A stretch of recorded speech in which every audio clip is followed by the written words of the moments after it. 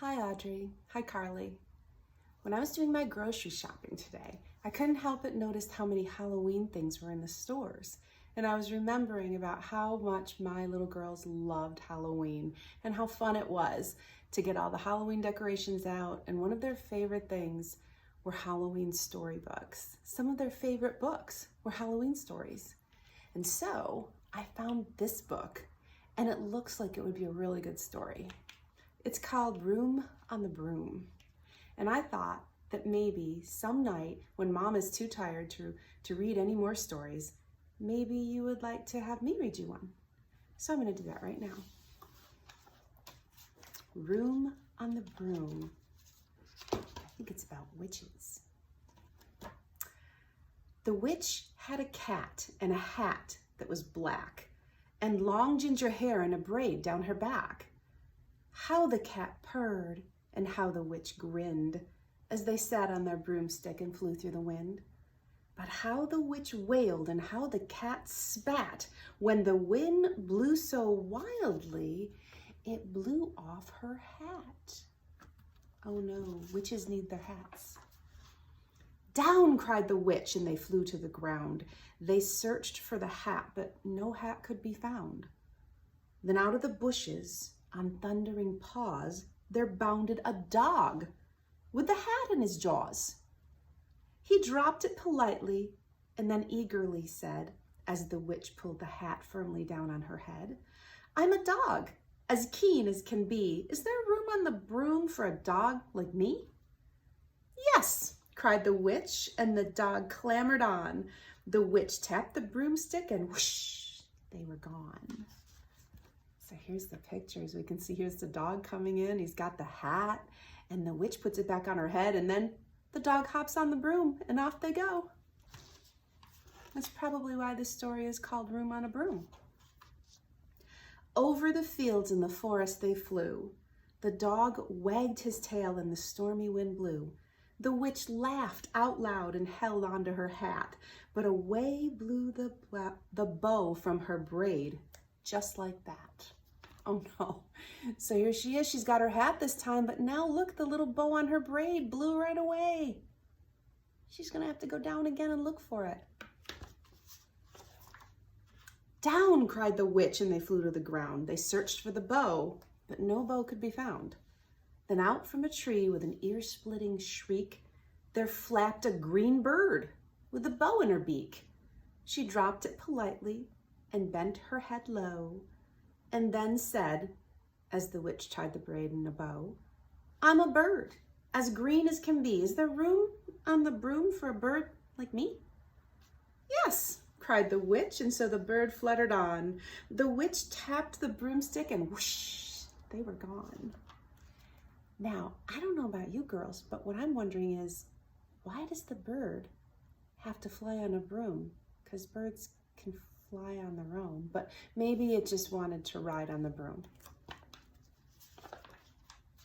Over the reeds and the rivers they flew. The bird shrieked with glee and the stormy wind blew. They shot through the sky to the back beyond, and the witch clutched her bow, but let go of her wand. Down, cried the witch, and they flew to the ground, and they searched for the wand, but no wand could be found. Oh no, that broom is getting pretty full. Look at all those animals and the witch on there. But a witch needs her broom. Her wand, right? Witches are supposed to have wands. She's gonna have to stop and try to get it. Then all down, cried the witch, and they flew to the ground and searched for the wand, but no wand could be found. Then all of a sudden, from out of a pond, leaped a dripping wet frog with a dripping wet wand. He dropped it politely, and then with a croak, as the witch dried her wand on a fold of her cloak, "I'm a frog, as clean as can be. Is there room on the broom for a frog like me?" "Yes," said the witch, and so the frog bounded on, and the witch tapped the broomstick and whoosh, they were gone. Over the moons and the mountains they flew. The frog jumped for joy. Look at all of the animals on that broom. Would you look at all those? The frog jumped for joy and the broom snapped in two. Down fell the cat and the dog and the frog. Down they went tumbling into a bog. The witch's half broomstick flew into a cloud and the witch heard a roar that was scary and loud. Oh no, there was too many people or too many animals on the broom and it got too heavy and it snapped in two. Now they're all falling. I am a dragon, as mean as can be, and witch with French fries tastes delicious to me. No, cried the witch, flying higher and higher, and the dragon flew after her, breathing out fire. Help! Cried the witch, flying down to the ground, and she looked all around, but no help could be found. The dragon drew near with a glint in his eye and said, just this once, I'll have witch without fries. Oh no, this cannot be good. Look at that mean dragon, trying to get that witch. Yikes. But just as he planned to begin on his feast, from out of the ditch rose a horrible beast. It was tall and dark and sticky and feathered and furred. It had 4 frightful heads and it had wings like a bird. And its terrible voice when it started to speak was a growl and a yowl and a croak and a shriek. It dripped and it squelched and it strode from the ditch and it said to the dragon, buzz off, that's my witch.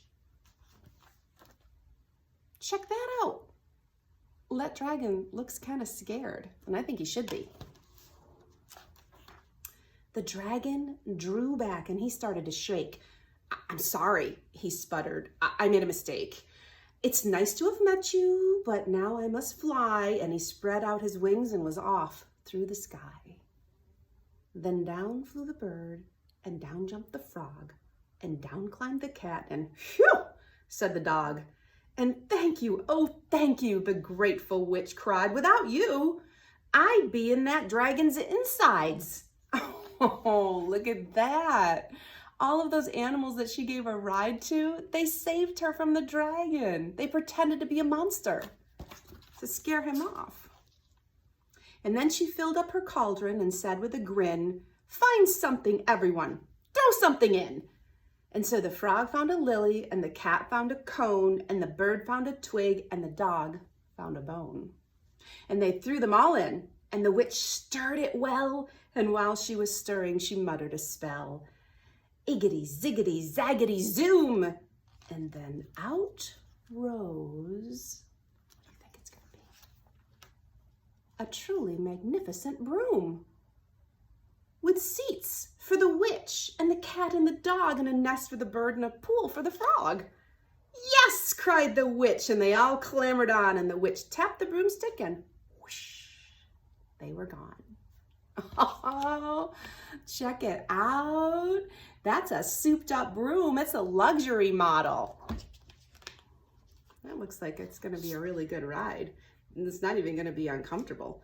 Man, it almost looks like they're at a movie theater. Look at that. Those are some comfortable seats. Isn't that a fun story? I like it because I think it shows that when you're nice to someone, it comes back to you. And now, the whole crew can go cruising on their broom. And I would just like to say goodnight to you, Audrie, and to you, Carlie. I miss you very much, and I can't wait to see you again. Give Edson a kiss for me.